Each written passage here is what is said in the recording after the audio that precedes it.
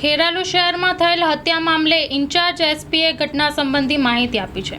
જૂની અદાવતમાં પૈસાની લેવડ દેવડના કારણે હત્યા કરી હોવાનું જાણવા મળ્યું છે। હત્યા કરનાર ચૌહાણ ફિરોજ રહીમભાઈ અને ગૌતમ બારોટ વચ્ચે માથાકૂટ થઈ હતી।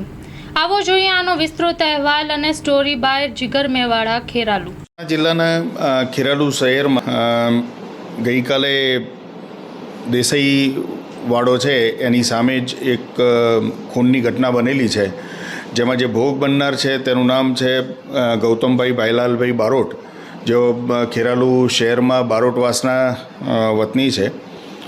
એમને એક જૂની અદાવતના કારણે જે પૈસાની લેતી દેતી બાબતે માથાકૂટ ઘણા લાંબા સમયથી ફિરોજ ખાન રહીમ ખાન ચૌહાણ નામના ઈસમ જોડે ચાલતી હતી। એ અનુસંધાને ગઈકાલે એમને ઉઘરાણી બાબતે રોડ ઉપર જતા ચાલુ મોટરસાઇકલ ઉપર ઝઘડો થયેલો અને આ જે ફિરોજ ખાન રહીમ ખાન ચૌહાણ છે એણે ભોગ બનનાર ગૌતમભાઈ છે એમને મોટરસાઇકલ ઉપરથી નીચે પાડી દઈ એમના ઉપર જીવલેણ હુમલો કરેલો।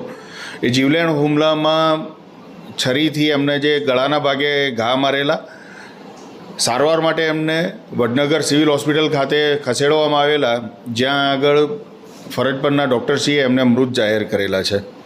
આ અનુસંધાને એમના પુત્ર મિત ગૌતમભાઈની અમે ફરિયાદ લીધેલી છે અને હાલમાં જે આરોપી છે એ ગુનો કર્યા બાદ ભાગી ગયેલો છે। જે આરોપીને શોધવા માટે અમારી local crime branch, special operation group અને સ્થાનિક ખેરાલુ પોલીસ છે એની ટીમો અમે કામે લગાડેલી છે અને જે નજીકના ભવિષ્યમાં આરોપી અમે તરત પકડી લઈશું। સર, આરોપી એક છે કે અનેક છે?